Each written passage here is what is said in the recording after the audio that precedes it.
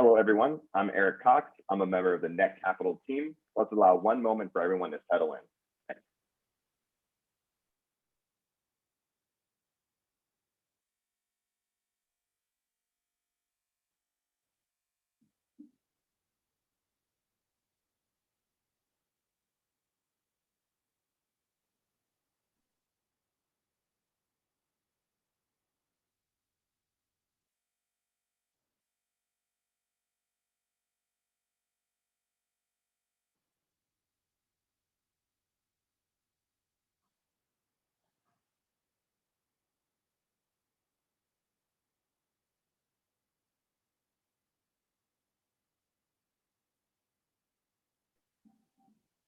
All right, well, let's go ahead and dive in. Welcome again. Today, I'm excited to welcome Dave Norris and Jeff Chambers with Guardian Athletics. As always, this company is actively raising capital on the Net Capital platform. I will add a link to the chat right now.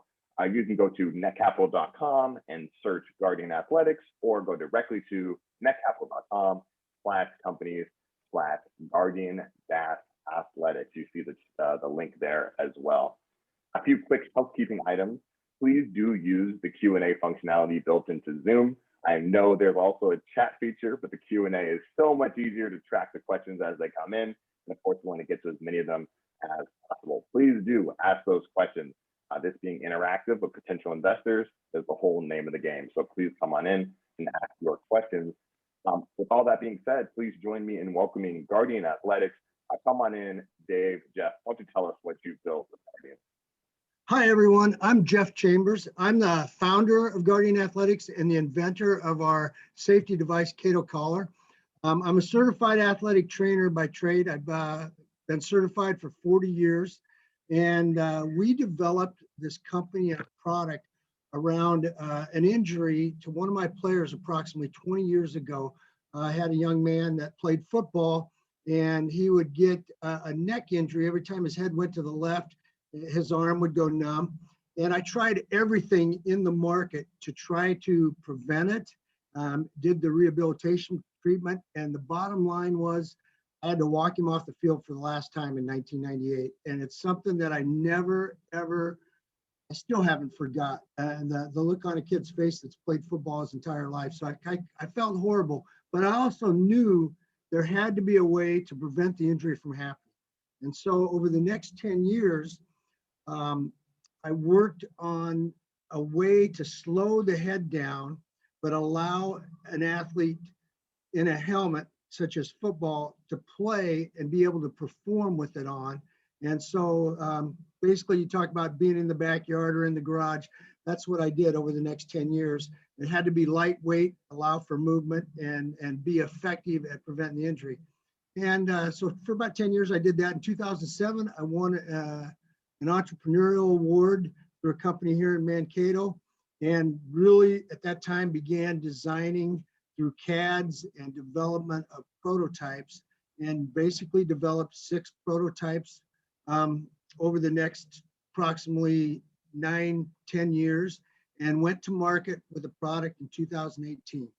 And so we've been out there since then, but 2018 was kind of a beta phase, and we now have two sizes of our product, and adjustable sizes of decelerator pads, and can basically fit most kids that play football at all levels.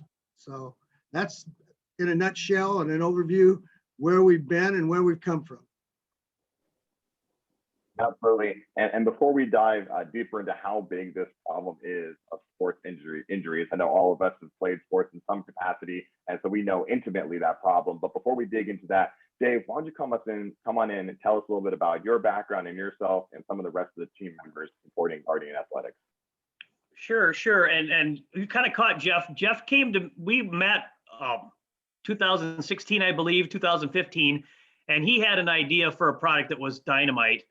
I love football, and I'd been an entrepreneur, owned some businesses, been in C-level positions with a number of companies, and we partnered up to say, let's figure out a way to take this from a cool idea to a worldwide, nationwide business.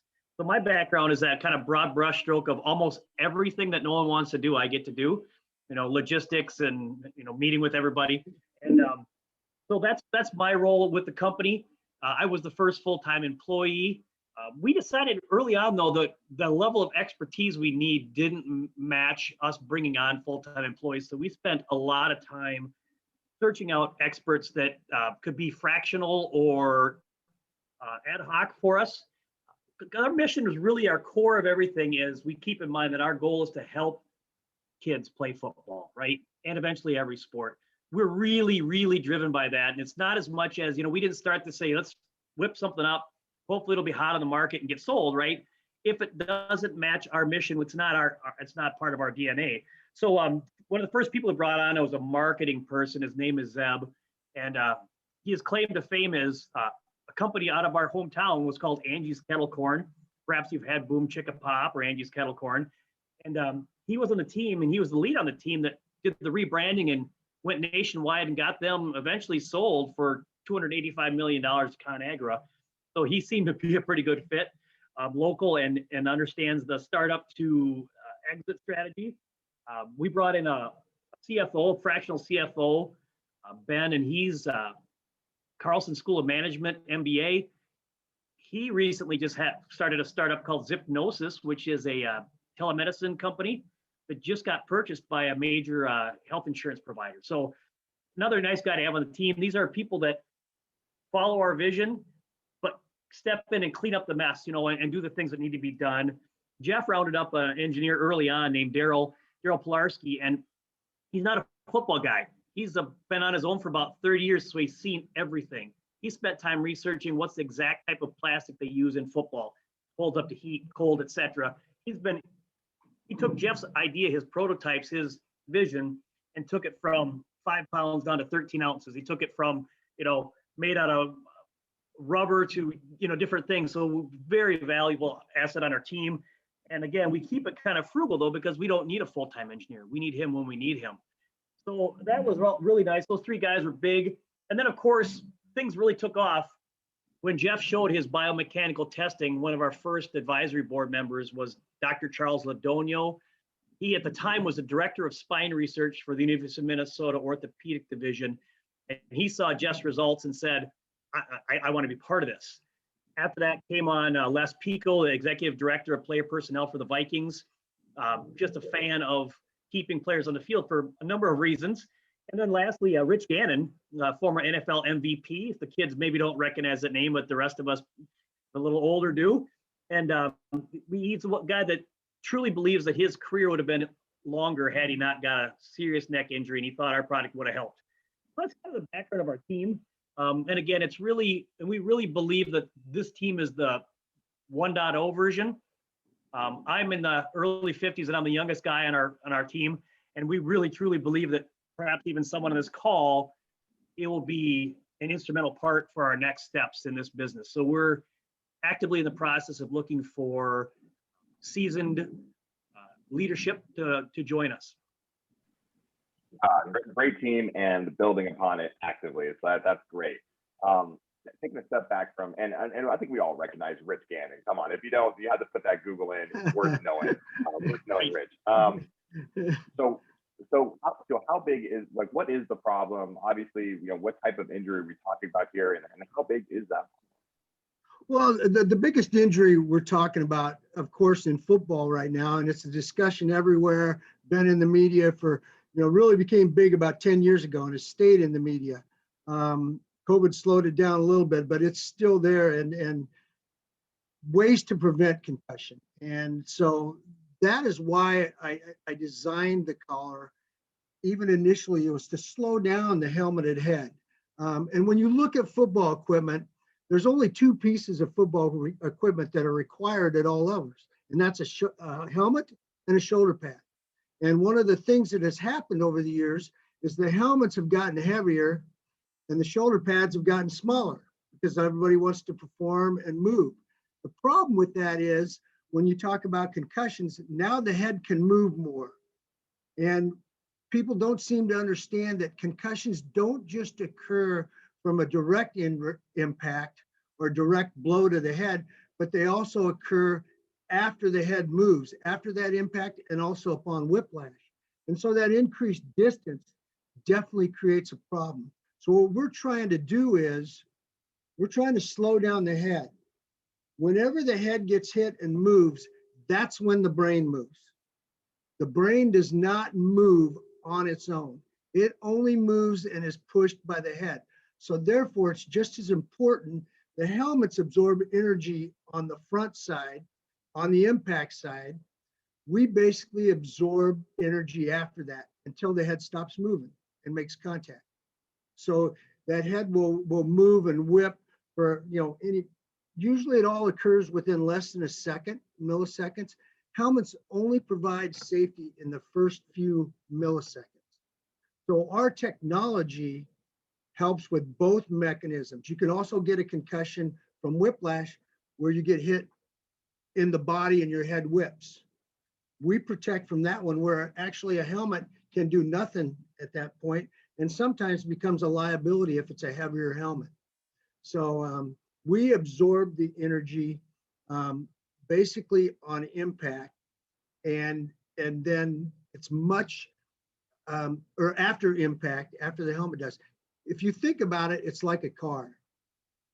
Cars are all pretty and they're nice and all those kind of things, but if you don't have a seat belt and an airbag in a car, your body will fly around and you will get injured. You'll have dire results and can lead to catastrophic injury. So think of your brain as your body in the car. What we do is we absorb and slow down all the forces the same way that is done with an airbag and a seatbelt.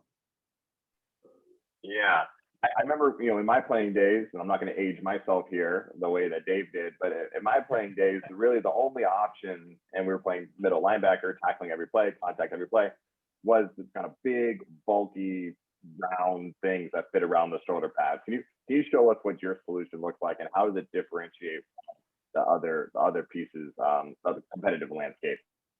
Well, when you're talking about a safety device that's a preventive collar, most collars sit up high behind the head, where ours is designed to lay flat. If you look at it from the side on a set of shoulder pads, it's basically flat. So that's how the shoulder pads would fit on somebody. So what we do is we receive the head back in any direction it goes, and we have pads. I only have one pad here. Dave can show you the collar that he's got with all three pads. But and we have two sizes of adjustable pads. We have a 1/2 inch and a 1 inch. So the difference with our collar is it can be worn by every position because you can look overhead and catch punts. You can look behind and catch passes. You can get in your stance with your head up and see, and that's been one of the biggest problems. But we are head health technology. We're not just there designed to prevent, quote unquote, the burn or stinger that most collars are only designed to prevent. We receive and slow down. Therefore, our technology is much different than the technology that's out there on other collars because they're basically out there to block motion and prevent the head motion from going too far, which we do, but we slow it down. We allow for full active motion. Yeah, that's a really important piece was the trade-off between agility and safety, and that is always a delicate balance. And it sounds like you've been able to really strike that right balance here. Dave, when Jeff was talking, you were displaying, but I don't think that actually showed up on camera. If you could say a couple words while you display your collar, we'll be able to see what you're what you're holding over there. Yeah, and this is going to lead into our next conversation. So here's the collar, and these pads are removable, and there's two different thicknesses. So because some guys have that neck that's about 1 inch long, and some guys' neck's like a stack of dimes, right? You have to customize it to match. And the idea of the pads being replaceable eventually may even lead to you can order a set of Michigan Wolverines colored pads with licensing agreements and so on, like the kids can customize it. So that's I got you there. Go ahead, Jeff. So those pads, that's how we absorb the energy. the pads absorb it, and then the collar slightly flexes when they get hit. So that's where the absorption comes of the energy and preventing, slowing down that head and brain. So. No, absolutely. Thanks for demonstrating that. And I know you had a lot of Minnesota options to go for there, but the fact that you went just a little bit further east, of course, we all appreciate that. No. So the problem, very clear, I think, for anybody, and I think for parents as well. My understanding is that there was a delicate balance between the boosters and the coaches and the trainers and the parents, and everybody trying to find the right option for their children to not only allow them to be safe, but also to be effective on the field. I'd love to better understand your kind of business model. So, you talked about licensing opportunities. Love to dig deeper into that. And then what is the cost profile look for something like this? Is this affordable for the average person? Yeah, so really what we looked at is we have a product that initially is designed, our initial design in Jeff's background is we talked at certified athletic trainers, equipment managers, and we quickly realized that our market shifted. And we've developed over our last year and a half of some field testing and some go-to-market strategies and surveys and things like that, that we have two distinct groups of people we're dealing with. The football insider, we call them, the coach, the trainer, the hands-on. And we have what our persona is the energized fan, mom, dad, grandma, grandpa, the boosters, right? They all have different motivations, but they all tie together. And the trick that we're starting to dive into right now, this next round of funding is going to help us even come to a finer point on that of, we don't want it to be thought of as, boy, my kid's hurt, let's put this collar on him and try to get him back on the field. We want it to be, hey, our safety system is helmet, shoulder pads, collar, protect our kid, every position, every play, every practice, not something unique for practice and you don't wear it during the game. And like Jeff talked about earlier, it's on everybody, right? We had a high school team here in Minnesota that had 50 collars in the field. So you have quarterbacks, kick returners, atypical because of Jeff's design of you can move, you can do everything you normally do. The collar only engages you when you need it. So that model of you hit mom up, we found mom says, that sounds great, but I better ask the coach, right? So it's a matter of slowly prodding both groups towards the middle where they both realize that, my gosh, my insurance guy just called on me. And if I put these collars on all my team, I might get a discount on my insurance because my liability, like an airbag in a car. So there's a lot of directions we can go with that feeling. But right now it's two-pronged. We're hitting hard into the core football market, and then our marketing is going to hit a bigger, broad brushstroke. There'll be the air support. Yeah, absolutely. And I think, attainability and every player getting one, I think is so special. I remember when we were playing, basically the starters had a completely different set of gear than the rest of the team. And that's heartbreaking, right? A kid goes in and they weren't expecting to go in and they're playing with subpar equipment. And you really thought about accessibility from the very beginning. Can you talk a little bit about the rental program that supports really outfitting the entire team, not just a handful of players? Yeah, and as we looked at our market, that's a really good point. We initially were talking about collars, right? It was initial design was for that quote unquote burner stinger injury, it's called. Well, Jeff quickly realized that thing that causes that injury is the same thing that causes your brain to get injured. So it became a much bigger thing. So our market, we thought, who's all wearing collars? We threw that out. We said, who's all playing football? Once we realized our market is everyone playing football, which is estimated at about $1.8 billion, that's where we're tipping into initially. And we found out, though, you go to a high school with 4 collars, and right now they're $250 a collar. Coach, man, I want 4. I got 4 in my budget this year, but I can't buy any. We said, well, how come? Player 5, like you said, Eric, gets hurt. Parents say, how come my kid didn't get the best safety equipment? So with our CFO, Ben, we pivoted a little bit and created the favorite term, recurring revenue model. So we have a safety as a service. And we stole that. I know SaaS is not safety as a service. We're going to go with it. And you go to the school and say, hey, $1,000, let's get your whole team put together. And that model, kicks the revenue down the road a little bit, but it also gives you that endless recurring revenue, the old cell phone model. So we foresee a balance of a parent buying a collar for their kid and a school program renting it. for the whole team. And we modeled that in 2019. That season was our last full season of field testing and seeing what's going, make sure everything is correct. And once we rolled that rental program, we ran out of inventory in about a week and a half. We had 13 full teams adopt right away, and then we had to stop because we had got all our material out in the field. And now we also took that time to say, okay, do we need to tweak the material, the market, the product, the pricing? And that's where we're at now. I love that. Adaptive and accessible. You sort of talked about that pretty sizable market in all players playing the sport of football. And I think safety is kind of at the top of the mind, especially at the NFL and the college level, but increasingly at the high school and Pop Warner level as well. Can you talk about how large you see the market for high school and youth, and then the larger market as a whole?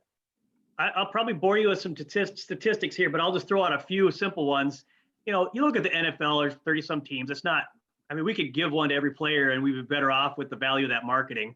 About 100,000 college players, about 1.2 million high schoolers, 1.8, depending on whose numbers you look at. There's between 3 and 4 million youth players. So clearly, from an economic standpoint, the kids are where you need to go. That's also our mission, right? You switch the model where you age up, you age into the product. So a kid leaves Pop Warner, they go to school like, wait a minute, my kid had better equipment in Pop Warner, they're going to demand it at the high school level. The other real big swing out of this is we already can go internationally. There's 90 countries with over 2 million people playing football, American tackle football. We've sold a dozen collars into Japan already, and a few up into Canada. And we've met twice with the director of a really integral part of the Mexican College Football League in Mexico, and it's humongous. So those 2 million people play into that with no design changes or anything that we need to change physically. The youth level, though, that's our next big deal. The product, there's 2 sizes of shoulder pads and 50 sizes of kids. The collar is designed to fit into shoulder pads. So we need to come up with a product that fits to the body, not the shoulder pads. And then suddenly Johnny's playing football on Saturday morning with the 3.4 million other kids, goes home and jumps on a skateboard and wears the same shirt and collar. Suddenly your market's 23 million extreme sport people. His brother plays lacrosse and puts one on, and hockey, and his cousin's a bull rider, right? So it starts to expand out there. So that $1.8 billion market becomes 10, 15, 20 times that large. And the decision is no longer made in a vacuum for safety. It's made in, hey, you know what? Instead of buying a new baseball bat again this year for $400, we're gonna grab a collar, right? So the market becomes sports spend, not football spend, not safety spend. So it kind of pushes us down that road. So that's kind of a fun way to look at that. Absolutely. Ever growing and expanding market, very thoughtful on the targeting. I love the youth first approach. And it all kind of boils down to proven data, right? So you've been able to see the science that says that you're able to decelerate the head after impact up to 30%. Can you dive into what that means for the brain and the head and the neck?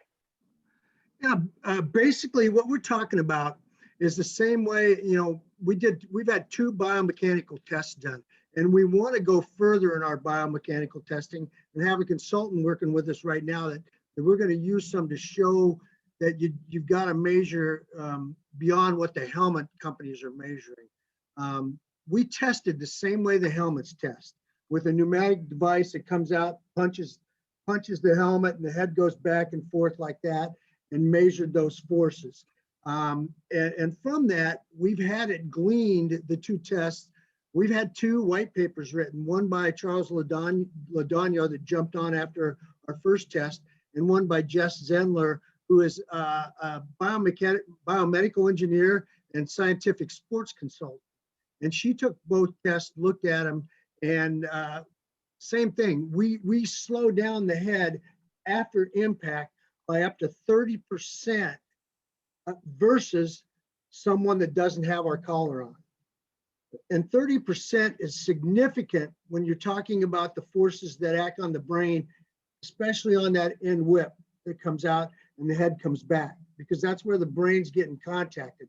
Head goes, comes back, the brain's still moving toward that side, and it contacts it. And all of that happens within about 1 second. So our biomechanical testing we've discovered we can measure some additional things after impact that will also show how we work by the velocity that the head helmet reaches without a collar, the velocity it reaches with a collar, the distance it travels. All those things are going to show how we work when we do our next round of testing, even better than what has been done yet so far. So yeah, it's an area. I mean, we're new technology, so it's an area that nobody's ever delved into before, you know, and we're leading that way, leading that path to making the game safer through our new technology and how we test new technology. I mean, yeah, it's such a beautiful game. It's such a collaborative game. It's very tactical and analytical, and people love the game, but the criticism is the safety. And so it's great to hear about new technology really addressing the concerns that are being faced by the industry as a whole. If we want this sport to survive scrutiny, we have to make it safer. So before I dive into some of that's our passion. That really is our passion of our company. We want kids to be able to play. You know, I played high school football at 120 pounds. And when we get together with the high school, you know, we have our alumni, that's what we talk about. Remember what happened in this game. And you rely on your teammates and you become a family. And we want that to be able to continue to go. We want Friday night lights. We want NCAA Saturday, and we want the NFL on Sunday. Everybody, you know, it's America's sport. So that is truly behind our passion. Love it. Good time to remind people we're coming about halfway through our programming. We have a whole bunch more content to cover. We're going to talk about all the traction and progress that Guardian Athletics has been able to make. And so we'll dive right into that right after this. But of course, I want to remind you that you can go directly to netcapital.com and search Guardian Athletics, or you can click the link in the chat, or you can go directly to netcapital.com/companies/Guardian-Athletics. And you can learn more there. There's a Q&A feature there. I know both these people, Jeff and Dave, are both active on the Q&A, so you can ask more questions there. And of course, you can click button invest with a few pushes and with debit, credit card, ACH, or wires. We definitely want to get this technology into the market, and you can support them through investing very simply there. Have to go into traction and success. That's one of the things that excited me when we first started talking. I know we were watching the NCAA championship together. Not together, but we were watching it, and I think I texted you both when I saw James Skalski when he right before he was ejected made a big tackle with that collar on, and he looked safe. He got up and walked off the field. Can you talk a little bit about your entry into the success of getting it onto players and some of the other successes that you've had over time with Guardian Athletics? Yeah, I'll start out. Dave, fill in anywhere you want here. It's a process, and you know, Skalski, that was a big win for us. He's worn it for 2 years now, and when you saw him, like I did, get kicked out of the game when he would for an illegal hit, I was like, dude, you're wearing our collar, you got to stay in the game. But if you noticed, the guy that came in and replaced him, Patterson, had the collar on also. So they had 4 guys wearing it that game. So I felt a little better after that. But no, I've talked to their athletic trainer. He's done a testimonial for us. They really like it. We've had 3 people at the NFL level wear it. It's in 7 NFL teams have it available to them. They've gotten it. And, you know, you struggle mentioning names because they don't necessarily want you to, but one guy in the NFL was an 8-time All-Pro, and he's worn it for 3 years, and he had a burner stinger problem, and he has not had one since. And that's direct from his equipment manager. So those are big wins for us. But again, they don't sell collars. So, you know, really the pivotal thing for us is to get into prevention. And our high school rental program has really helped us move that direction. Dave, you want to add anything? I'm going to jump in. Yeah. Can I add one? Oh, no, sorry, come on in, Dave. Yeah. A couple of the milestones I think that are really critical were before Jeff brought me on board, he already acquired and has 2 full utility patents executed, not patent pending. There's a third one we're in the process of working on, and we continue down that road. Where it's over 70 colleges now that have our product. Stanford has 20 of them probably, right? So we've kind of breached that spot where the people that have tried it love it now, and we're ready to go full swing. Oh, $300,000, $400,000 with an inventory ready to go out the door, already paid for and sitting on the shelf. We're ready to launch. The other one that's big is when we got the NFL players involved, and some of the people, the advisory board. You know, there's a Pepperdine most fundable companies. We finished in the top 100 out of 4,500 players, you know, in that contest. State of Minnesota has a thing called the Minnesota Cup at Carlson School of Management at the University of Minnesota. We finished second in that a couple of years ago. That led to some investments from some bigger foundations. So there's a lot of fronts out there that we've really moved the needle on. We've had a lot of milestones, you know, as Dave mentioned, that the utility patents are big. I think something that is really big that I want to point out is, you know, our first round of capital was friends and family, and we raised a little over $1 million and went to market with our first product on $750,000, which is in what we're doing in a safety device. Most people will look at myself and Dave and go, there's no way you did it. We've been very frugal, you know, and that's a tough milestone to get a product to market. And I think the other one of the biggest milestones that we have right now is, if you're looking to invest in us, we have a safety device that is working. It's out there and it's working. And I think that's a huge milestone as we move forward. That's the number one milestone that we have, is we've got a product that's working and protecting kids. And it can only get better. No, I think that's exactly right. Tons of very exciting milestones. You know, one of the things we were talking about, the Clemson player that was ejected, you know, one of the things that was really interesting to me when I was watching that real time, knowing it was one of your callers, was the reason why that's an illegal hit is not because of the damage that it's inflicted on the player that gets hit. Usually it's the one delivering that type of hit, that kind of crown of the head, tackling with the top of your head, spearing, is very dangerous for the head and neck area. So it's really interesting, the idea that obviously you should not be tackling that way. It's illegal tackle for a reason, but you know, split second decision, and that's where you make contact. It was great to be able to see that young man get up and walk off the field. So that was really kind of my main takeaway from that experience, seeing it at that level. As you guys go into the future, you talked about kind of scaling internationally, adding to going outside of just the football sport. Can you talk more about where you see Guardian Athletics going, let's say in the real near term, 1 year, and then 3 years and 5 years from there? Yeah, and we kind of hinted at it before, Eric, but really the big picture for us is now to do everything we can to move out of return to play and move towards prevention. We have already the groundwork set with a bunch of retail, you know, Dick's Sporting Goods and Amazon is all queued up. That sells some collars. That has to be done. That's important. We have 5 distributors right now. We hope to expand that, but we're expanding it a little differently. So, for example, Adam Thielen, a receiver for the Vikings, Jeff was his trainer in college, by the way. They're very good friends. He has about a half dozen sports accelerators, right, where kids go to get bigger, faster, stronger, learn technique, all the good things. Those are the superior athletes that are looking to be on the field, maybe to go to college.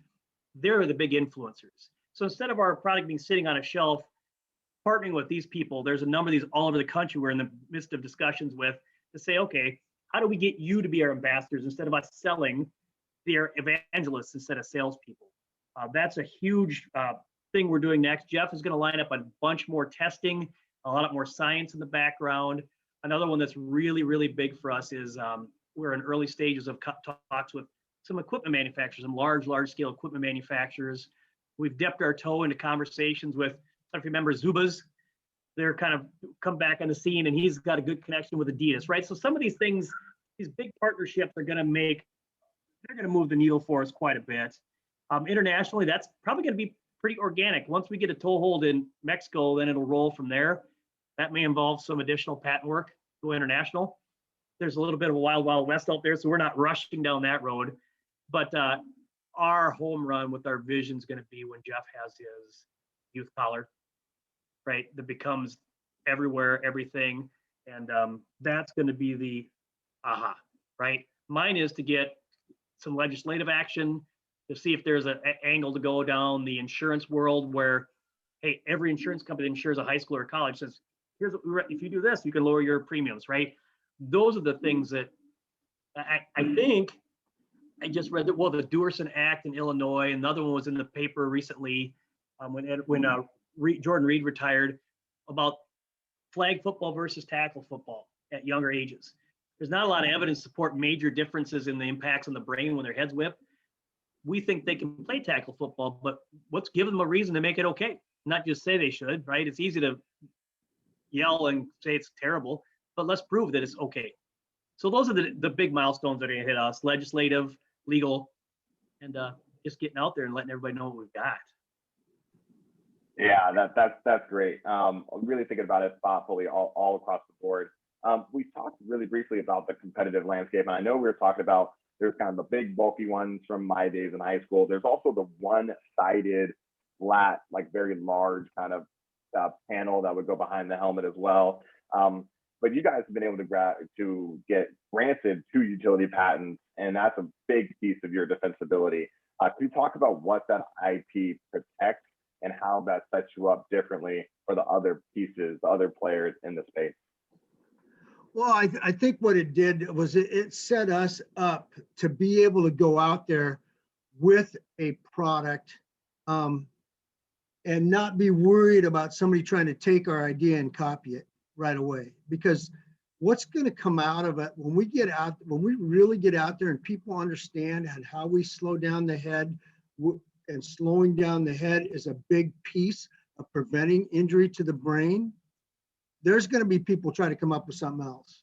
And we will already have that toehold because we've been out there and done it. And it works and allows people to play. There'll be some other things that are being designed and come up, but people won't wear them because they just don't allow for the motion and they're bulky, that kind of thing. So I really believe that it has helped us be able to go in the market and protect us. The first thing that people ask that talk to us, that they're looking at a partnership, a couple of companies that manufacture equipment, first thing they ask us is, what's your IP? Do you have IP? And I think that's helped us be able to talk to them, because if we don't have IP, then they're going to go make it on their own. And so that has helped us. Right. And to piggyback on that is the goal of getting out to, we've been fairly quiet right now because we want to be able to hit it hard when it's time to hit it hard.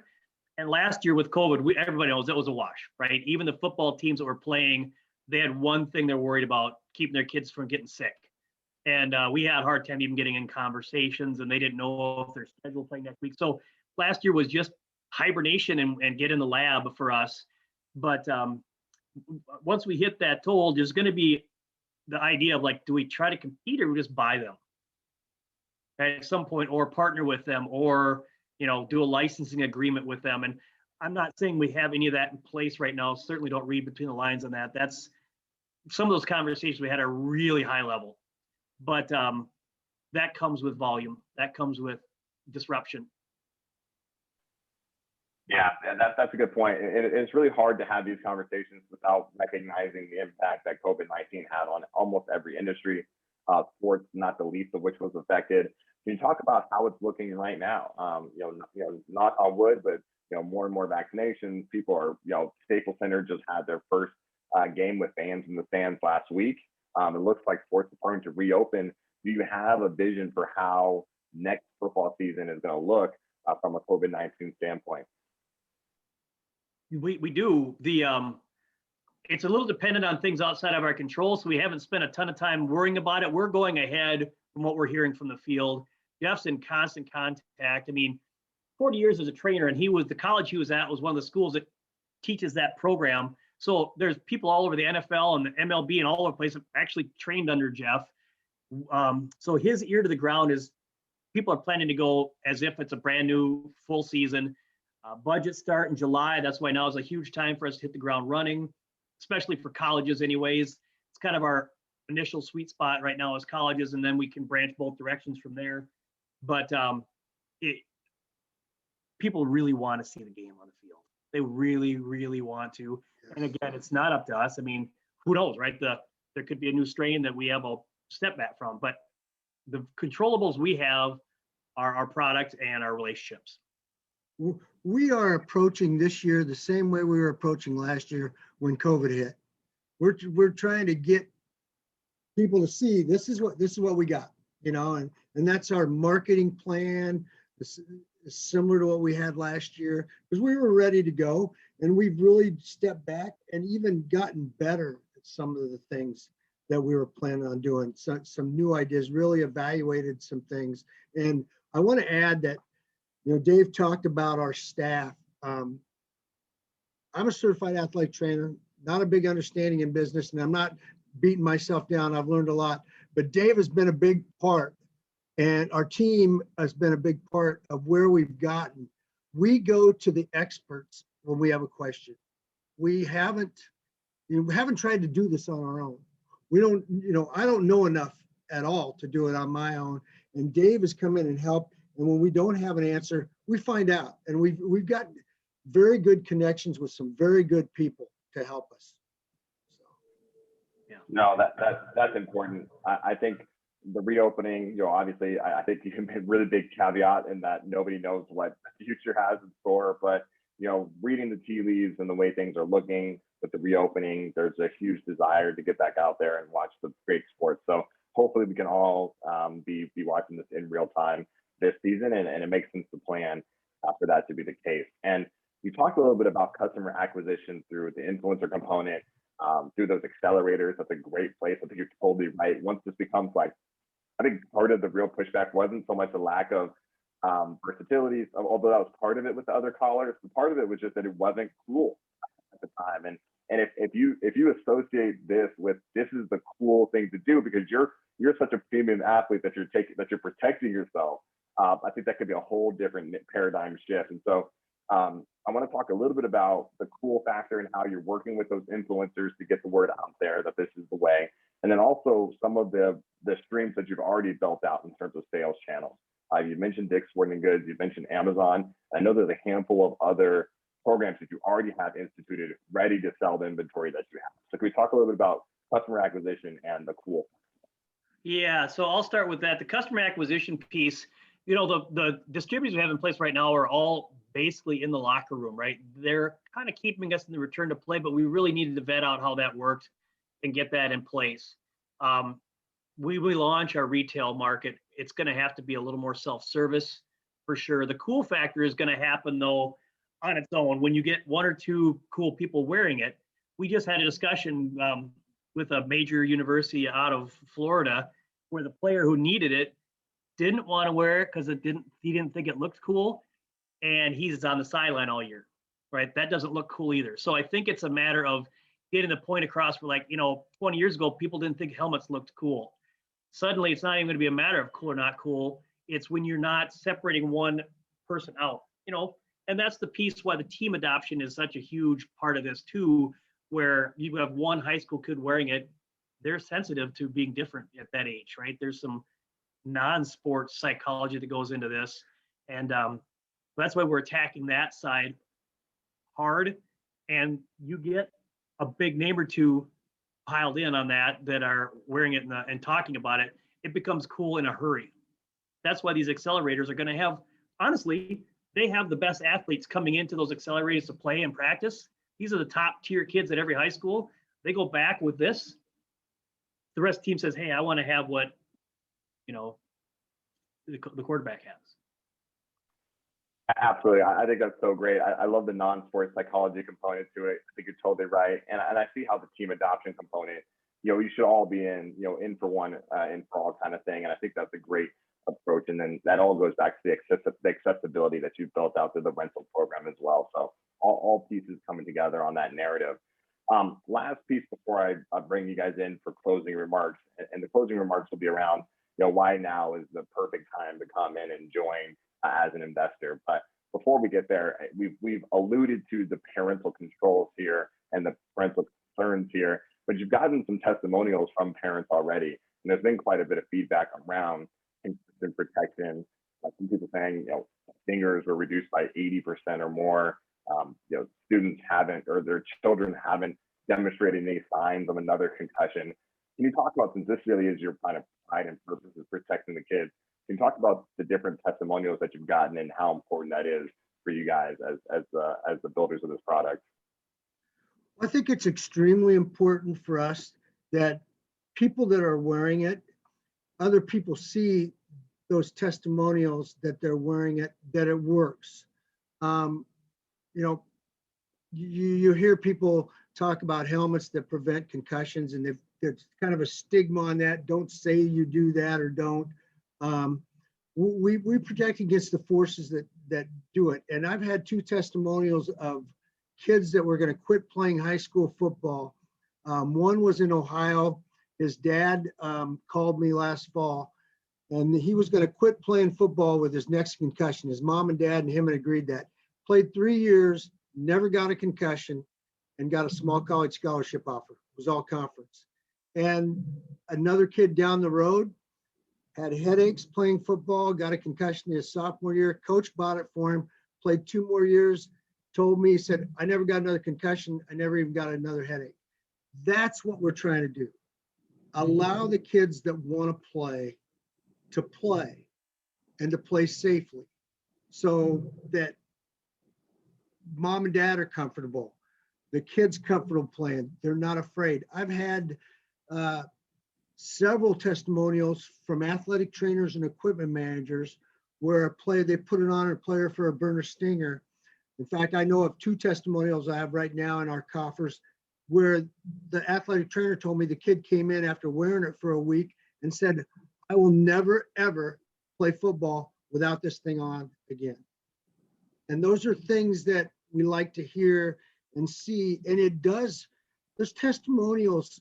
You can have all the biomechanical testing you want to show how you work, but the testimonials testify that you do work. And I think that's key. We have a product that works. And I think that's a key for investors right now. We're out there, we're working. Dave, I'm not sure if you can add anything to that. I think that really kind of cohesively states exactly why you guys are in it and how important that is. It is all about protecting the kids, and so grateful that you're able to build something that works like that. So last thing, thank you so much for everybody for attending. Thanks for the participants and your questions. I like to bring it home on kind of closing remarks. Dave and Jeff, you started alluding to, we're going into a new season. People are kind of excited about this. You have the inventory in place, you have the sales channels in place, but beyond all that, why is now the perfect time to go to netcapital.com and invest in Guardian Athletics? Putting you on the spot. Well, no, that's not on the spot. We kind of joked about this. Had COVID not hit last year, we wouldn't even be on here having this conversation, right? We were past this early stage, and we would have had a lot of our processes coming from revenue. So all we did was just kicked our model back 1 year. But the reason it's great right now is the reason it's always been great. It's football, right? That's a big part of it. It's really fun. We love football. People love football. If you love football, this is almost all of our investors are football people right now. And that doesn't mean it has to be. The other thing that's nice is we are not a concept. Jeff talked about that, but truly we are in the field going right now. And our flagship product is just step one for this to kind of grow into a whole new thing. We're changing the entire paradigm of a sport. And when you think of like the movie Concussion, right? How that changed the paradigm, we are the next evolution of that. Saying, okay, they identified it. There's a lot of people out there in the marketplace that are, after your kid has a concussion, here's some protocols to help get them back in the game. We believe the best concussion or the best neck injury is the one you never have, right? Of course, it's a safety system, right? No matter how great your car is, there's still potential for injury. We're not here making any exaggerated claims about you're invincible now. That's just not how that works. But the big reason it's great to invest now is our value is the lowest it'll ever be, right? We're still at that spot where we're on paper, and once we start moving product, it's going to change the dynamic a lot. And this is that spot where it's going to leap off, and that investment, people look back and say, wow, why didn't I get involved when that first happened? And it's still especially through this platform, it's a really low risk, right? So I don't necessarily need to do that commercial, but from our standpoint, we really believe that we're poised for the next step. And this medical board is going to be a big part of that. And we're ready to roll with that very soon. Adding to what Dave said, you know, he basically summed it all up. When you look at what we're doing, we are a new technology that's working. It's going beyond what the helmet hasn't been able to do to protect the head and neck. And we've taken that step and did it. And a lot of people have been afraid to take that step because of liability, because of everybody worrying about, you know, what do you can't say we prevent concussions. And we're not saying we can prevent all concussions, but we do protect against the forces and mechanisms that cause concussion after impact and upon whiplash. We do the same thing a helmet does, only we do it on the opposite side. We absorb the energy. And so although it's new technology, it's different and a different way to approach it. And it adds to what already is there. So to me, it's not a risk because we add to what's going on. What I love is the idea that the same way when I was watching the college football championship and I saw the collar out there, every day football fans, because you guys went through the platform, can come in and support and see it out there in the world and say, hey, we own a piece of that. Like that's really cool. You get to take your fandom to the next level and be able to see that in real life out there in the world is a special opportunity. So I want to thank you for working with Net Capital to allow that opportunity for football fans everywhere and just safety fans everywhere. And I'd like to thank all the participants for coming in and asking those thoughtful questions. And of course, I want to thank Dave and Jeff for joining me and the Guardian Athletics team for speaking with us and allowing us to share the good word of Guardian Athletics. So thank you so much, everybody, for joining. Thanks, Eric. Thank you, everybody. Thanks, Eric. All right, take care now.